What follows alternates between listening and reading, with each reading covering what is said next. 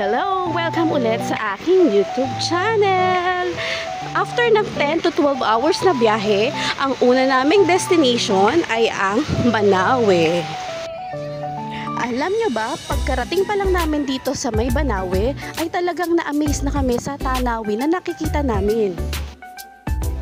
Talagang breathtaking talaga. Tingnan nyo, oh. Diba? Ang ganda.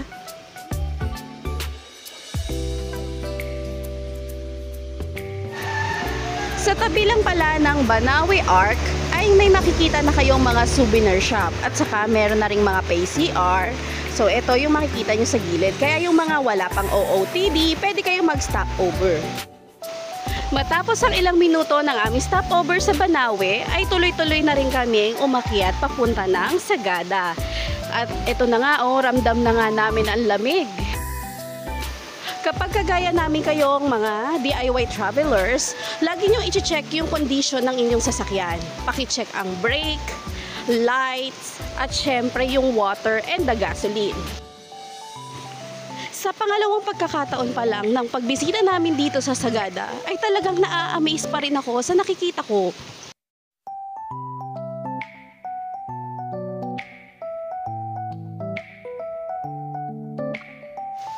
Pagkatapos ng ilang oras ng biyahe, ay sa wakas nakarating din kami sa aming transient. Hello guys! So ito yung aming nabook sa Airbnb. It's worth 2,200 kung hindi ako nagkakamali. So good for 9 packs kasi kami. Cash na naman kami dito. So, share na lang kami. Pero not bad. Ang mura niya kasi for 2,000, yan. Meron na siyang isa, dalawang double deck, at dalawang double na kama. And then, may dalawang paliguan. Ito yun. At saka may isang bathroom dito sa side. CR. Ayan, comfort room. And, meron din naman siyang lababo. Table. Yun nga lang nasa loob siya. Ito. Sa second floor kami. Ang pangalan pala nito ay Sagada Guest House. Ayan. So, ito siya sa labas. Dahil wala pa naman kaming tour for today, ay naggala muna kami sa city proper nitong Sagada at nakarating kami dito sa Yogurt House. Nag-take out lang naman kami at sunod ay pumunta naman kami sa Lemon House para i-try din itong lemon pie.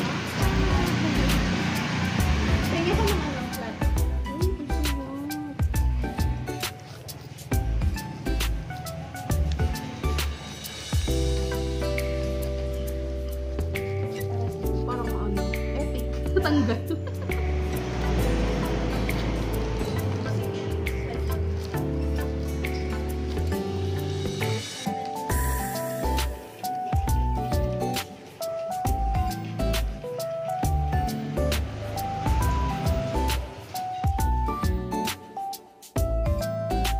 Morning guys! Nandito kami ngayon sa Sagada at nagpe-prepare. Nagme-makeup muna ako. Kasi ngayon yung start ng aming tour. So, aakyat kami sa Marlboro Hill.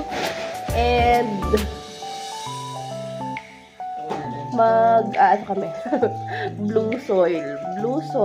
At para tingnan din yung Sea of Cloud. Dito yung mga kasama ko. Ay, mag-aayos muna kami ha. Bye! Good morning! Alis na kami. Ang dilim. Wait lang, madilim po. Anong oras na ba?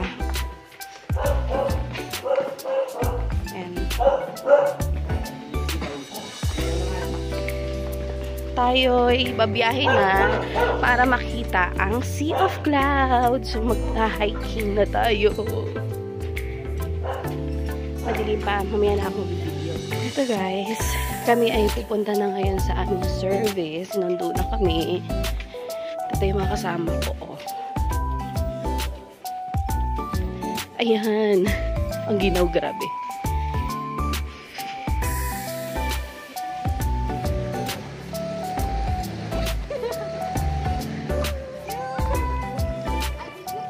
By the way guys, bago pala kayo mag-tour dito sa Sagada, kailangan nyo muna dumaan sa tourism office nila upang magpa-register. So may babayaran lang kayo na 100 pesos per head.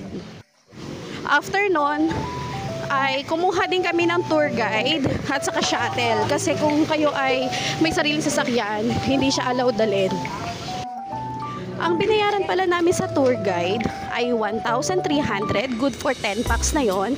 Ang shuttle naman ay 1,600, good for 10 packs na rin yon. So all in all, binayaran namin para sa tour na ito ay 2,900. Sa simula pa lang ng tour ay ipe-present nyo dito yung binayaran nyo doon sa tourism office na 100 pesos per head. So yun yung ipapakita nyo, tapos magpaparegister na kayo dito at ilalagay lang naman kung saang hotel kayo naka-check-in. Bali, ihanda nyo na ang inyong mga katawan sa tour na ito dahil ito ay umaabot ng 5 to 6 hours. Nagdedepende kasi ito kung gaano kayo kabilis. Sa first half ng hike na ito ay kailangan makarating tayo doon sa pinakataas ng Marlborough Hill para makita natin yung Sea of Cloud sa eksaktong 5:30 ng umaga. Grabe yung basic ko na. Hiningalagit kami Tandaan, bawal sa may sakit sa puso dahil talagang nakakapagod at kailangan ng konting warm-up. Napaka-importante talaga ng tour guide kasi sila yung mag-a-assist sa'yo kung saan kayo dadaan kasi kung wala, talagang maliligaw kayo. Eksaktong 5 AM ay nakarating na kami dito sa pinakatuktok at aantayin na lang namin magliwanag para makita namin ng maayos ang mga Sea of Cloud. Grupo muna kayo, ako mag-picture sa inyo. Sa ibig sabihin yung bagong dating to kayo. Hi guys! Nakarating na kami dito sa first stop namin. Ayan o. Ayan yung Sea of Cloud. So naglakad kami for almost 40 minutes. At aabangan na lang namin until 5:30 yung mismong Sea of Cloud. Ngayon, dito sa taas, meron namang tindahan ng food kung gusto nyo mag-breakfast. So umalis kami kanina mga 4 o'clock. Sinundo na kami sa transient namin. And then ito, kung gusto nyo mag-breakfast, ayun, may machampurado doon, 80 pesos. And coffee, may brewed coffee sila na 40 pesos. So, ayan. Ito yung aming group. Ayan o. Ayan. Okay, mamaya pa para sa inyo yung pag maliwanag na yung Sea of Cloud.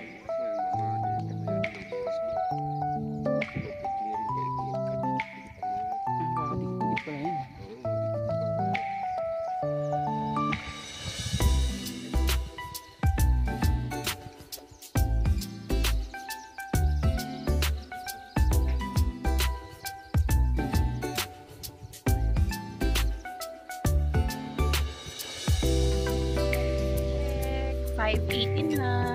Ito na yung makikita nyo sa likod namin. Ayan. Ito na ang Sea of Cloud. Ayan. Ayan. Diba? Ang ganda. Tapos kakaunti pa lang yung tao ngayon. Ayan.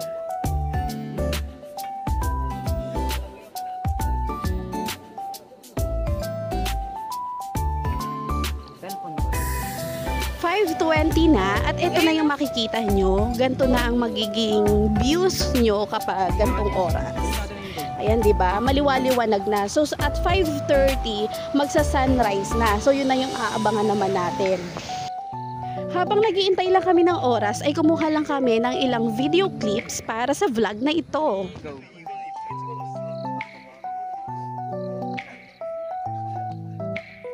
guys, tapos na kami mag-picture-picture dito. Sunrise na. So next, lipat na tayo sa second destination. Nakatapak ng poops. Ina.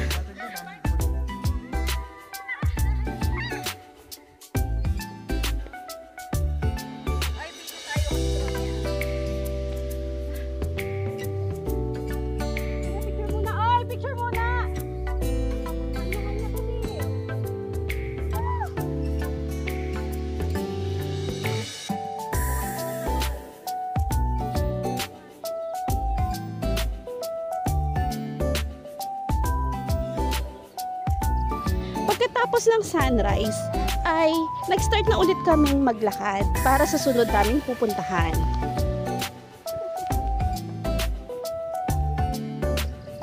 Habang naglalakad kami, ay may mga nadaan na kaming wild berries. So, pwedeng mamitas at pwedeng tumikim. Sasabihin naman sa inyo ng tour guide nyo at talagang masarap talaga yung wild berries dito.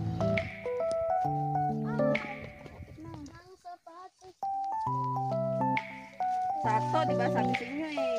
Dapat nakaka-cautious tayo eh.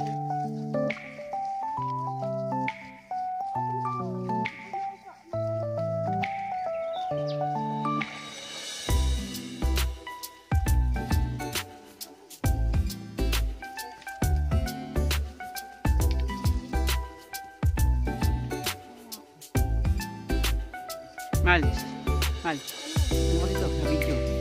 Ikaw na. Hello guys. Ito nakakain to, itong mga berries nito. Okay na, punta tayo. Para siyang strawberry. Kapag umakyat pala kayo dito, dapat naka-proper shoes kayo. Rubber shoes or pang-hiking talaga na shoes. Kasi maraming mga putik, tapos mahirap umakyat kapag nakachinelas lang kayo. Ayan. Ang next stop naman namin ay dito sa may Eco Valley. So, allowed kayo ng inyong tour guide na sumigaw as group, katulad ng gagawin namin.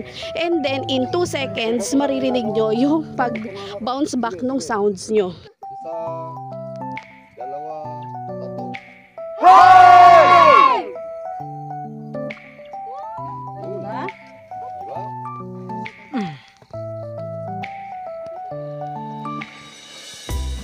Pagkatapos naming makapunta sa may Eco Valley, ay sumunod naman naming pupuntahan ay ang mga rock Video? formation. Naka-video ko dyan.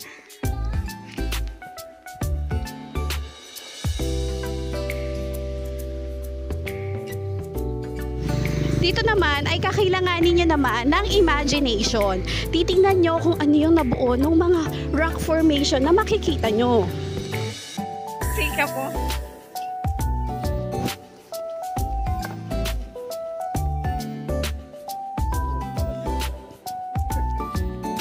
Ay, ito.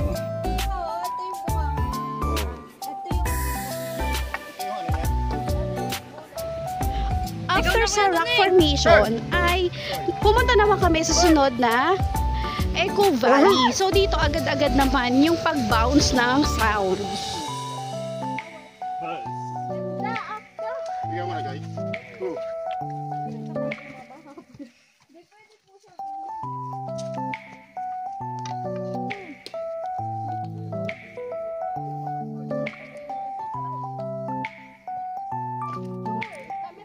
Ito.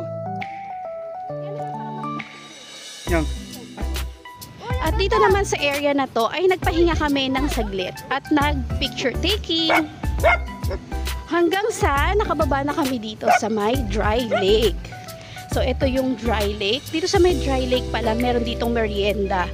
And then after namin mag-merienda ay nag-continuous na ulit kami sa aming tour. At ang last stop namin for today's tour ay ang Blue Soil. Bata ka pa, Nicole?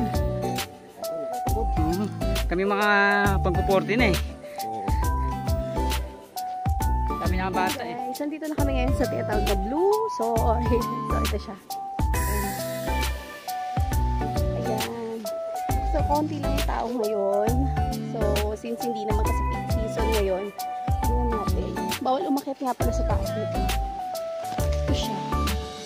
So, sand siya na para siyang ano, yan o.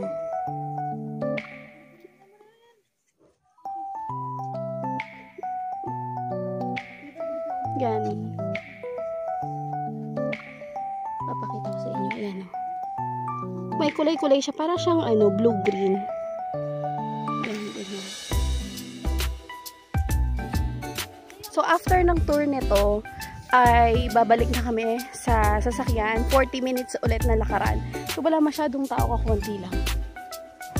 Hanggang dito muna ang ating vlog. Abangan nyo ang next episode ng aming i-upload. Bye! At kung interested naman kayo sa sunod na video na i-upload namin, huwag kalimutang mag-like, mag-subscribe, and pakihit na rin ang notification bell para lagi kayong updated sa mga new videos na i-upload namin. See you!